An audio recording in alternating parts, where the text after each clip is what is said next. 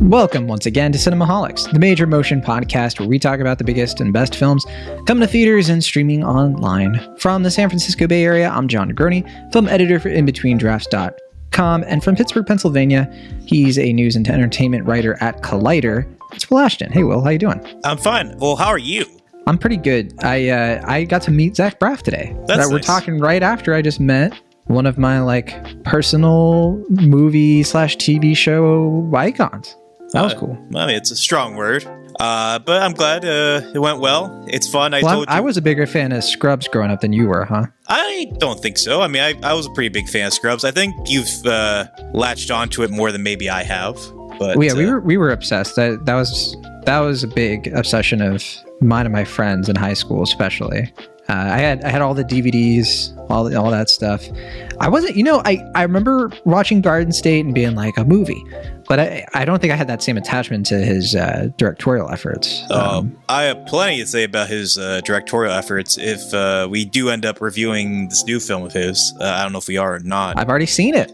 I know A good person. I don't know if you. Yeah, so are you allowed to talk I interviewed about him it? for the movie.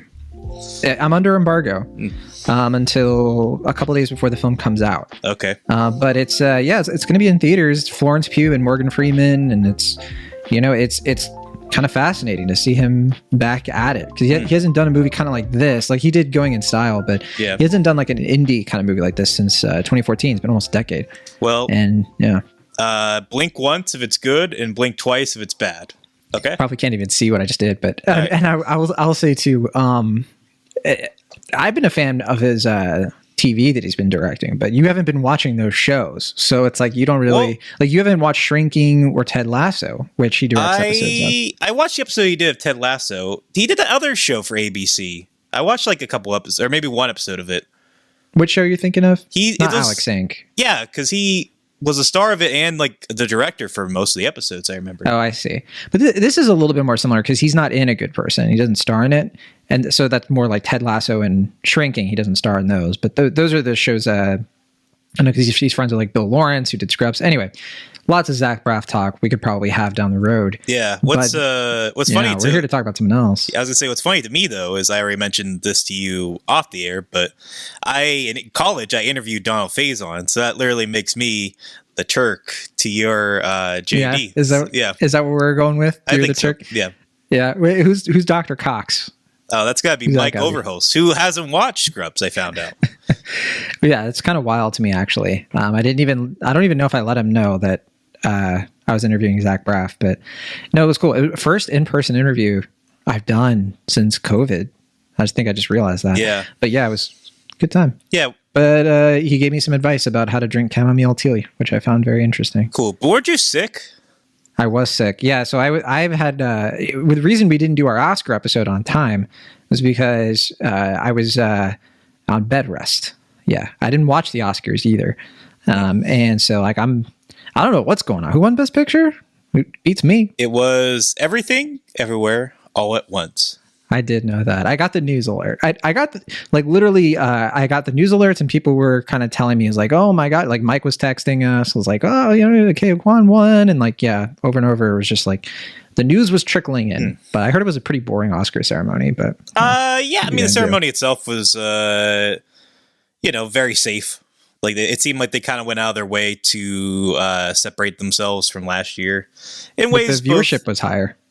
Slightly, yeah. I still think it was like the third lowest viewed Oscar. So it's like, I don't know if it's like a roaring achievement, but it was, an in this day and age. Yeah. They've also made it easier, I think, to stream and like watch that stuff live than it used to be. It used to be kind of hard to find this stuff. Like, I think more people now have things like live TV on like Hulu or YouTube or Sling or whatever it is because they want to watch sports. And I think that tech is starting to catch up a little bit. But one of these days, I gotta sit you down and have a longer form chat about the state of streaming. We haven't had a check in about that stuff in a while, but that's been in the news. That's been popping, and lots of bad news. More bad than good, I think. Is this about Nancy Meyers' movie being canceled by Netflix? Hey, there is that too. Yeah. Streaming services just aren't taking the risks they used to, and it makes business sense, but it's certainly times are changing. But we're here to talk about Scream 6. Sure. Which we just talked about a Scream movie like a year ago. We went from Scream 4 to Scream 5, and which we had to call Scream 2022 or whatever because it was the joke was that it was a reboot sequel. We went like a decade without a Scream movie. Then all of a sudden, we're getting these two like back to back. I'm kind of surprised they were able to churn them out so quickly. Do you think that they made Scream 6 like right after, like during and after Scream 5, or do you think they were kind of making these knowing like they went ahead and started production before Scream 5 even came out? That's what I want to know. I don't know. I mean, it mirrors the release of Scream 1, Scream 2, right? Because they came out within a year of each other. So I don't remember. I mean, we were pretty young at the time, but I don't remember Scream 2 had like started production in the same kind of way. But yeah, and I think it's like the same team behind the last Scream movie, but I don't think Kevin Richardson did anything for this one. And obviously Wes Craven's not here. Kevin Williamson, thank you. And yeah, so Scream 6, you want to get into it? Sure. Talk about this movie? Let's talk about it. Now we'll remind the listeners, the last Scream movie, I liked it. I thought it was, it was good. I wasn't over the moon for it, but I thought it was a very worthy sort of like return to Scream franchise fun. Remind me what you thought of it. Did you like Scream 5? Yeah, I mean, I think I was a little more down on it than you comparatively, but I still enjoyed it. I thought it was, like a solid kind of return to form in some respects, but also not very substantive. Like it was just kind of more decent than good. It didn't like move the needle in any like major way, right? Yeah. Even like with its cast, I think its cast is like Jenna Ortega was already kind of like blowing up, and Melissa Barrera was coming off of In the Heights. But I mean, it's I don't think that the movie kind of like shook up their profiles at all, right?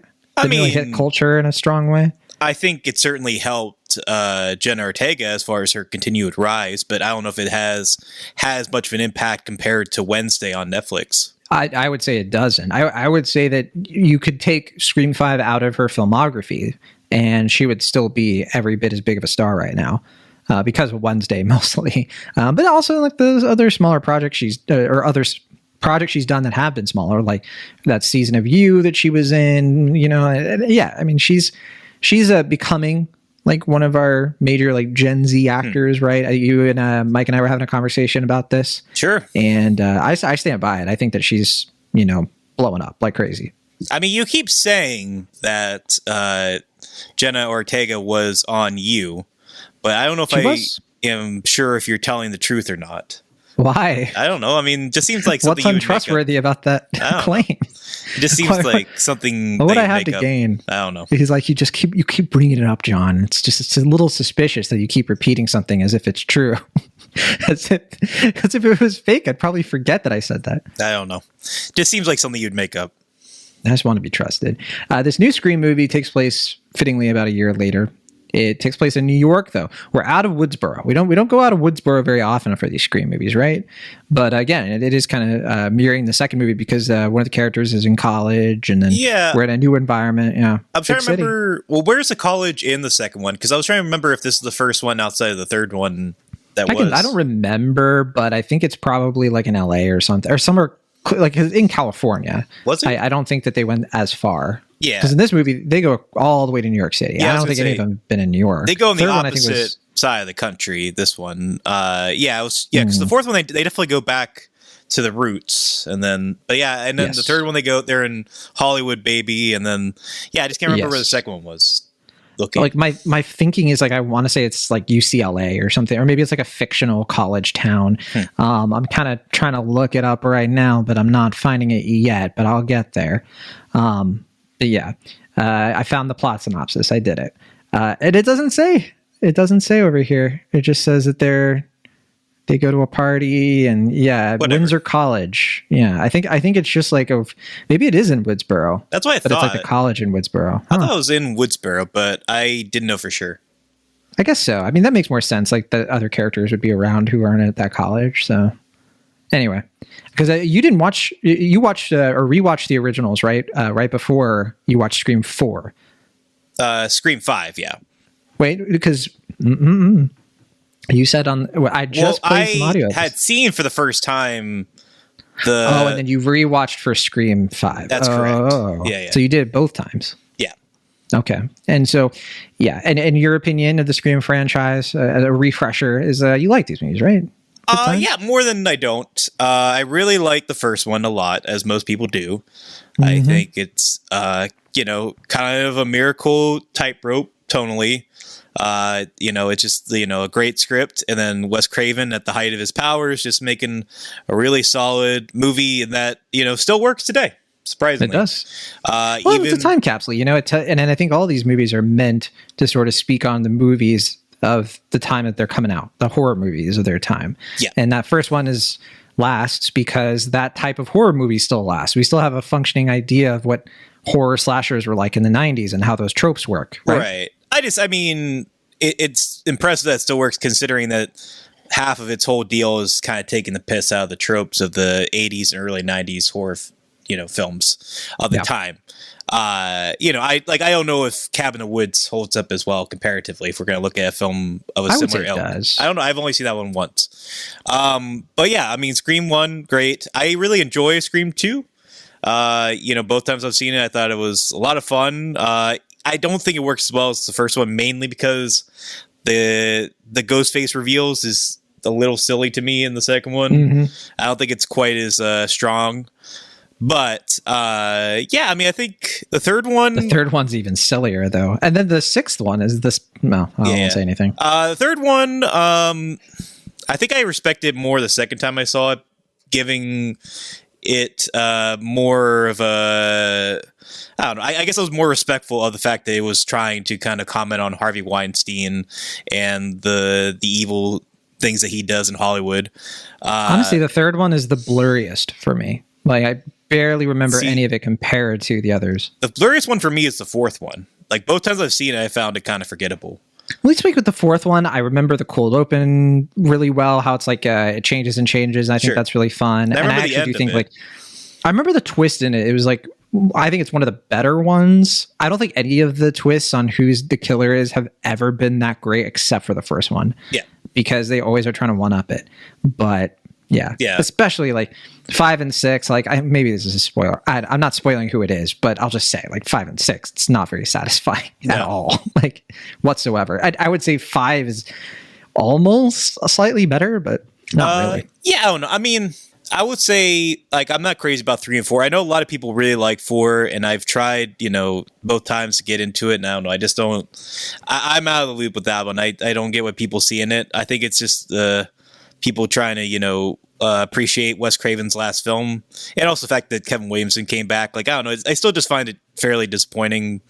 But I will say, for me, I guess I do. I think remember more of the characters from 4 than I do 5, just because watching this 6th film, I kind of felt like, even though this is only a year ago that I saw this previous film, like, I'm kind of like at a loss. I had to be reminded, right? Who these people are. I had to be like, oh yeah, Randy is their uncle. Yeah, I forgot about that. Yeah, and then like Melissa Barrera is like, Ski Urch's daughter, which I remember that was introduced in the last one. I was like, forgot about that. Billy Loomis, for those who don't know the actor. Yeah. So she plays like his like illegitimate daughter, and Jenna Ortega is her half sister. And I don't remember Ortega much from that last movie because she's not in it a ton. She's the one who's in the cold open and she almost dies. And then, it's a lot of the movie she's in the hospital. Right. And then she has more to do in Scream 6. For sure. And then there's that one guy who's just like, we're the core 4, everybody. And I was like, who are you? Like, I don't remember you at all. Yeah, core who? I remember him sort of. He plays Chad, played by Mason Gooding, and Mindy is his sister. And sure, they were the ones who didn't die in the last one. I don't know. I'm not to jump ahead too much, but I feel like this movie has the right mindset of like, okay, we can't just rely on the old players. We need to make sure these new guys and gals are like taking the center focus here and are really driving the plot this time around. Like, that's good editorializing, but I just don't think these new characters are that memorable or that interesting. With the exception, they really try to rest a lot of the interest on Melissa Barrera's. She plays Sam Carpenter, who struggles to be like, is she as bad as Ghostface? The internet has turned against her. This is our cancel culture one, I guess, where she's been canceled for her connection or how she killed Ghostface in the last movie. The loosest about trying to incorporate like a meta theme to it, like like the Randy substitute this time. I forget her name. Mindy, yeah. She's played by Jasmine Savoy Brown. Yeah, like she tries to do a thing where it's like, we're a franchise now. It's like, well, what were you before? Yeah, you were already a franchise, but no, you're the sequel to the reboot legacy sequel. Yeah, this is the sequel to the requel. It's like, okay, it's still kind of flimsy. Like, I get that they're like kind of trying to do Scream 2 again, like Scream 2, but also not trying to do that. But I don't know. It script they kind of call on that. They're like, hey, this is what happened in Scream 2. Right. So I don't know. It just feels a lot flimsier to me this time. Maybe that's just because the script was probably pretty rushed to make that quick coming release date. But I don't know. I'll wait to offer my thoughts. But I don't think the script is quite as compact. We only have 3 legacy characters this time. And so Neve Campbell does not make an appearance. She reportedly was like, you know what, I'm not going to do this again. You all don't pay me enough. And respect to her, because that is true. But this time around, we do have Courtney Cox as Gail Weathers. She's back. And we also have Hayden Panettiere returning from Scream 4. And there's a new little update to like what's been going on with her. And then you already mentioned like we have Skeet Ulrich in these, not alive, but he's just like a figment of Melissa Barrera's imagination, which I never understood. Like, she's able to imagine her father. Like, did she have him on VHS? Like, how does she know what he looked like? Like, I don't know. How does she imagine that stuff? I just feel bad for poor Skeet that even past his time with the living, he's still aging in real time. And it's like, your soul does not rest, bud. Well, even in the Scream franchise, he does his ghost does Riverdale. And that's why. Exactly. So I mean, the setup of these movies. We have another cold open. We have another Ghostface thing going on. Who are the killers? What do you think? Like, you'll probably figure it out about 20 minutes in, and if not, like you'll. Again, it's one of those things where like I can't imagine feeling accomplished after guessing it right. Like, there's a whole running thing of like one of the characters is just like, oh, I want to get this right. And I was like, why? Who cares? Like, it's just going to happen every movie. I think where these movies are suffering a bit at this point, and maybe the last movie I gave it a little bit more credit because I was like, well, I think they were trying a few things that were clever. In this one, I think they're just kind of resting on repeating the same beats of the last one, where it's like, this is our scene where the movie savvy character explains how movies work. Okay. And we also have this like ridiculous assertion that Candyman is apparently the remake Will Ashton is as good as the original, which who decided that? I mean, are we rewriting Candyman history here? I know we were both more negative than most on the recent Candyman, so I was kind of... I thought most people were negative on that. Am I forgetting history? I mean, I thought that had like an 80-something% on Rotten Tomatoes. That's got to be nonsense. I mean, Rotten Tomatoes game for John this time around. I'm looking it up right now. 84%. Who decided this? Yeah, I thought it was pretty high. Yeah. Doing? Okay. Well, all right. I'll take the L on that one. But okay. In terms of this movie, I'll say it here, and then I want to know what you think. I think this movie peaks in the cold open. I actually think the cold open is kind of good. Better than the last one, for sure. And I think better than they've been in a while, because it does something kind of really cool. But then the rest of the movie doesn't operate on that same level of like, let's really think through what a Scream movie can be and how we can make this kind of refreshing and thrilling in its own way. So that's kind of where I'm at with this movie. I don't hate it or anything, but I definitely was like let down a bit. I definitely agree with you about the cold open. I thought it was the strongest part of the film, mainly because it was the only thing that really felt like they were taking a risk and doing something different. And I thought they're kind of teasing something pretty interesting, which is like, it ends with, once a certain character gets slashed, Ghostface is like... don't say anything. I don't want to... We shouldn't spoil anything at all. Okay. Well, I'll just say that they have a line that suggests that, like, Ghostface is going to move away from movies. And I'm like, oh, that's interesting. Like, okay, like, are we going to do it like streaming now? Or is it like true crime? Like, what's going to go on here? And then, it's just mostly like, the same old conventions and formats. But throughout the film, even though it is a little bit more violent and grisly as far as the gore is concerned, I feel like the movie keeps trying to like tease the idea that it's going to do something a little bit more inventive or change the formula at all, but it doesn't. It's very, very conventional, and it feels like a kind of snaking its tail moment where it's pretty by the numbers as far as these studio-based franchise movies go, but because it's Scream, it has this need to feel like meta and, act like it's better than the genre, and it kind of creates this weird catch-22 where it just feels like it's trying to be a serviceable entry in a long-standing franchise of a franchise that has, throughout most of its existence tried to kind of one-up itself and be ahead of the curve and like not play to the basics, and it kind of creates this weird mishmash that I don't think really works.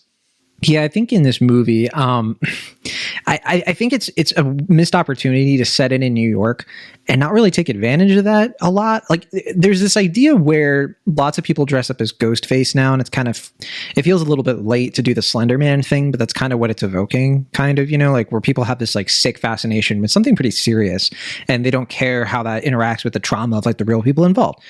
But like, you set a Scream movie in New York, I feel like you are setting the stage to really up everything. And they kind of do, in the sense, like you said, like it is gorier. There is a bigger budget with this. They try to do like bigger, more audacious set pieces. But I think what this movie ultimately is missing is like the why of everything. A lot of that doesn't really connect. You have the whole why of what's going on with Melissa Barrera's character, feeling the like generational impact of what happened to her, which is, I guess, a little bit similar to Candyman now that I think about it, the new one. But you also kind of are trying to like weave in the motivation of who Ghostface is, right? And I'm not going to give anything away here, but I just think it's so thoroughly underwhelming. I think the last movie actually did a better job of landing that, at least in the idea of like, why would somebody do this? I think was a little bit more sort of like with the times. And this one, I just felt kind of like they had decided what they had wanted to do and then built the whole movie like around that, instead of actually like, I don't know, putting everything together in a more like meticulous fashion, which I think is missing from this movie. And yeah, I think it's a bit of a miss. I'm kind of curious too how it's gonna, spark the next movie, because I think they're going to make another one. This movie is killing it box office wise. It's already made $75 million. It's a $35 million budget, I think.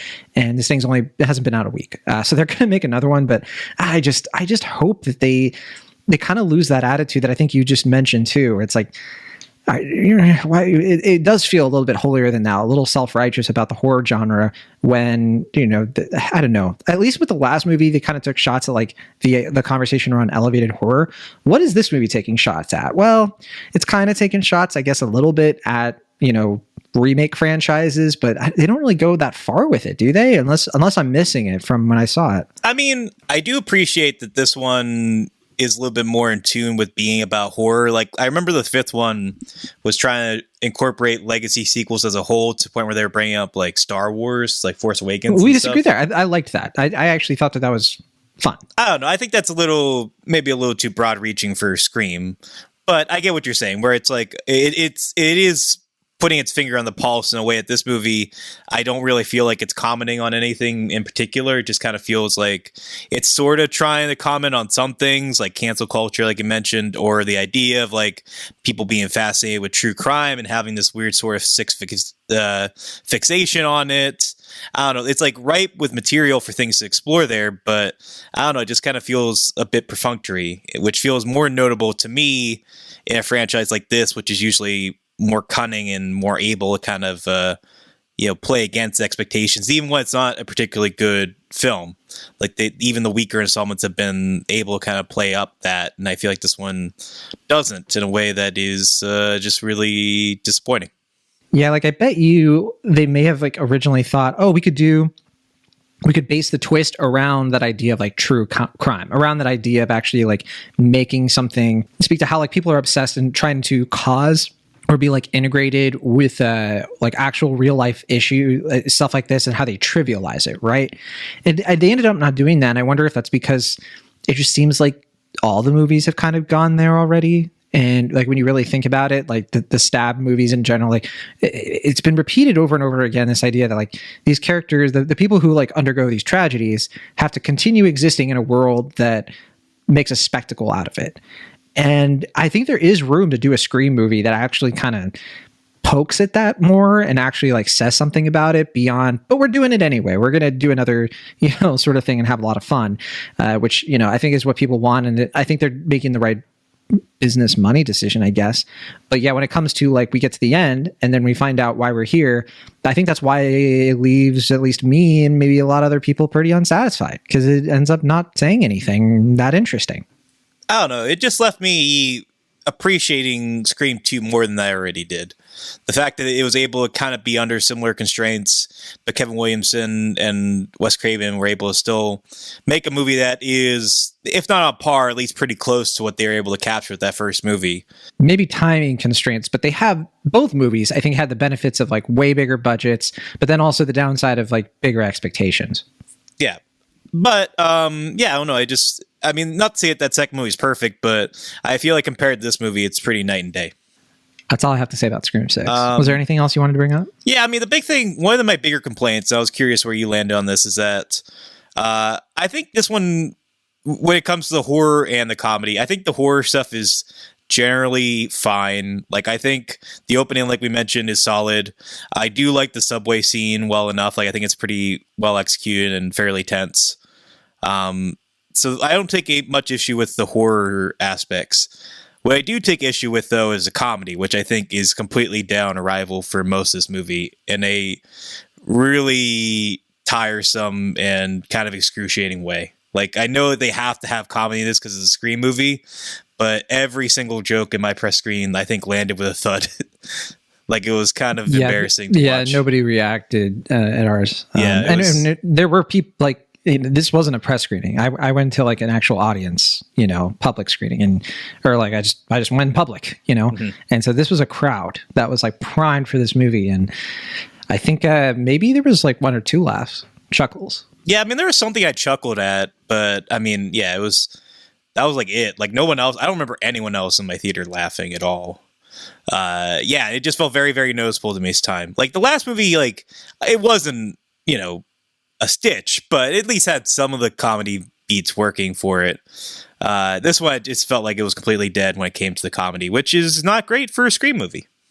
And as usual, it's hard to talk about it more without really getting into stuff that I think people wouldn't want to be spoiled on. I'm sure we're talking about this at a time when the movie's been out for a little bit. I'm sure most people listening to this have already seen the movie, but for those who have not, I'll just say, I didn't watch the trailer or anything. I didn't really have an idea like what this movie was going to be getting into, and I had kind of have the feeling that it didn't really matter. Like, I feel like I could have watched the trailer for this and would have had a pretty similar experience, because it's just not a movie that I think is all that surprising in anywhere that it goes. Like, none of the set pieces, I was just like, wow, glad I wasn't spoiled on that. Although I did have a sense of the subway thing, because there were general marketing things that I saw. Like, I couldn't scroll Twitter without seeing like a couple of like frames, of Melissa Barrera and Jenna Ortega on the subway. But yeah, if anything, I thought that whole sequence, I guess, is supposed to be the big one, and I felt kind of nothing during that sequence. Personally, I didn't really feel that tension for some reason. I was like on the edge of my seat, but I thought it was like effective for what it was going for. Fair enough. Other than that, I will say Jenna Ortega, I haven't watched Wednesday yet, but that lady's a star. Like, watching this movie, like, she is well and above the other cast members here. And they're not, the new guys aren't bad per se, but like, she just like, has that movie star charisma in here, and it's just like, yeah, it's pretty undeniable. You're going to be the famous one of the four, of the core four. Yeah, there's something about her presence as an actor. I can't quite exactly articulate what it is with her that I think like kind of just, I do think that she has like a big following, right? A lot of people like to watch her. I think it's just maybe it's just pure charisma. She just delivers her lines in a more interesting way than other actors. Is it that simple? I mean, I think it's just that she just feels very real, and like I don't know, like I mean, I've mentioned before, maybe it's because of the Wednesday thing, but she just has that kind of Christina Ricci or Winona Ryder thing going for her right now, where it's, you know, she just has like a sort of like girl next door vibe that feels very real and present, but she's also, you know, pretty versatile. She can do different genre films and drama films and comedy, and, you know, prove herself in a very organic way. And I don't know, I just think that's gonna pay off very well as her career, you know, precedes her. Should we play the Rotten Tomatoes game? Yeah, I guess so. All right, Scream 6. Scream 6. The last Scream. Actually, I won't say what the Rotten Tomatoes score was for the last one, because I want to see. I want to see if you can predict if this one's lower or higher. So, okay, we'll say the 241 reviews have been counted. So, what's your guess for the critic score for Scream 6? Okay, this is for the sixth one. Yeah, I think it's high. I think the last one's probably higher. I don't remember what that one was, but I think this one, I think it's going to be in the 78% range. In the 78% range, or are you guessing 78? Sorry, 78. Yeah, you can't have it both ways. What does that even mean, too? It's just like it's a 78, but the range. Excuse me. But, yeah, 78.5. You're two off. Do you think it's 76 or 80? I think it's 80. It's not. It's 76. Oh, okay. Yeah. Audience score. What do you think? We have 2,500 plus verified ratings. What's your guess? Well, I bet it's high. I bet it's like 85. Even higher. It's 92. Now, do you think Scream 6 has a higher score or a lower score than Scream 5? I think I already said it, but you guessed it was Scream 5 is higher? Yeah, I think Scream 5 is higher. Well, you're wrong. It's not higher, and it's not lower. Oh, it's exactly the same. Wow, okay. At least right now. It's 76%. And but it has a lower audience score, 81%, which is interesting. So clearly, I think the reaction, I guess, from the studio, from Paramount, is going to be like, we did it. Let's make another one. No issue. Everybody liked it. I mean, I kind of figured a third one was, or rather, a seventh one is inevitable at this point. That third one in the new sort of like franchise, yeah. Okay, and then we can move on over to the cinema score. What do you think the cinema score is for this one? I think it's like positive, but not overwhelming. Like I think it's like a solid B. A little higher than that. It's B plus. B plus, okay. I'm surprised you guessed that low with the audience score being 92. I thought you were gonna get this one dead on. Well, but was it last week that we like the score for the cinema score and the audience score didn't match up? Oh, sure. It's not perfect science. I won't say that. Okay. As for Letterboxd, this has a lot of watches, 132,000. And of course, we are recording this a while after the movie came out, so it could be a little bit higher than usual. But in terms of the average rating from 0 to 5, what do you think? 3.2. Bit higher. 3.8. Oh, a lot wow. higher than I would have thought. Yeah, that's much higher. Well, I'm seeing a lot of people. Maybe this was like the first wave of people we know who saw it, but I'm seeing like 3.5 and 4s. Now some of them are kind of low. Like Kimber Myers, friend of the show, gave it a 2. Oh wow! And I'm not quite that low, but I think I'm more in line with her than others probably. And in usual Corey Woodruff fashion, he just put a little bit of a little review instead of. He links his review, I should say. Yeah. But he doesn't do the little hearts. That's how I know this ain't a Corey wreck. But Matt Donato, big friend of the show, he gave it a 3.5. So some people are saying, you know what? I'm screaming for more. I thought Corey liked the movie. I talked to him briefly about it, but okay. Yeah, Isaac Feldberg gave it 1.5 stars, which we could have predicted there. But then Alex Dowd gave it 3.5 stars, which. What are you going to do? Sometimes life is just full of surprises and magic. You just never know what's going to happen next, which I appreciate. Yeah, I did, like, genuinely. I did see some people like really like this one, so great for them. Yeah, I don't know. I mean, it doesn't like baffle me, but I am a little confused as to why this one, really satisfied a lot of people. Like, I don't know, I would have invited one of them on the show, but when I asked you, you were just like, "No, I want you all to myself, John." And I was like, well, that's very sweet, Will. Yeah. I don't know. I just found it to be fairly underwhelming. I don't know. It didn't really like muster up a lot of emotions, kind of similar to you, where it's like I wasn't like passionately angry about the film or anything. I was just kind of like, yeah, that whatever. It's okay. I wonder if it would have been different if we had talked about it sooner. Because part of it too for me is that I just genuinely like have not thought about this movie much over the last week. Yeah, And I mean, I haven't really paid it a lot of mind outside of people talking about it, but but no, even still, I'm just kind of like, yeah, I don't know. And I haven't been watching a lot of movies. I mean, the only other movie I watched in the last week was John Wick, the new one, and I feel like I had plenty of time to process Scream 6 and be like, I want to see it again or something like that, but I didn't. I didn't see 65, the Adam Driver movie that's like kind of a Jurassic Park meets a sci-fi kind of thing. I'm assuming that you wanted to watch it pretty badly, but you just missed it by by a hair split. I'm pretty excited. I was a little disappointed that the reviews are pretty negative. Like I've heard it's boring. And I'm like, how is it boring? I mean, it's an interesting question considering the kinds of things we've watched that should not have been boring, but are. That's true. That's true. Yeah. But all right, that'll do it for our review of Scream 6. I think our next, what's the next thing we're going to talk about? Shazam, Fury of the Gods? Is that what we're talking about? You didn't see your screening of it, so I don't know. I mean, I'll have to see it in a different time or a different way because I'm not a fan of Luther, so I haven't seen the new Luther movie with Idris Elba on Netflix. And I think John Wick. I did see the new John Wick, but I don't think that comes out till next week, right? With a good person as well. I believe those are not for another week or so. Yeah, so I think Shazam's the ticket this week. I'll catch it eventually. Yeah, I mean, I'm not opposed. That last one was fine. But the other movie I think we could throw on if we were both just like I can make it because I heard the new Shazam. The reviews aren't out, but I heard it's not as good. I actually heard from a few people it's kind of bad, but I don't know. It's still kind of early. In fact, on Rotten Tomatoes, I'm kind of looking at it. It's looking like some reviews are starting to trickle in a bit. But there was that movie Inside with Willem Dafoe. Were you going to watch that one? I thought about it. I heard that one's actually pretty bad. Like I heard that one. I heard that it's bad in an interesting way. So I'm kind of, it's about an art thief played by Willem Dafoe. No, I've seen that trailer. I'm kind of like, yeah. You watched the trailer? Oh, I've sine the trailer plenty of times. Yeah. I can't say. Is it one of the ones that pops up too much? Not too much, but I've seen it more times than I need to. All but I don't know. I can't say that your pitch is too enticing to me.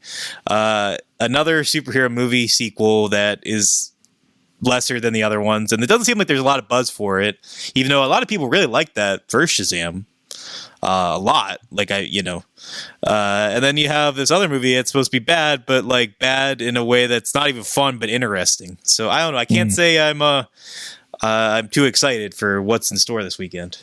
I mean, if we went indie, we could always talk about an indie movie that hit recently called Of an Age. We didn't get to that I heard that was pretty good. Yeah, I mean, I don't know if that's still playing near me, but I don't know either. But I think that's the only one that I'm even aware of at the moment. There was Emily, the movie with the actress.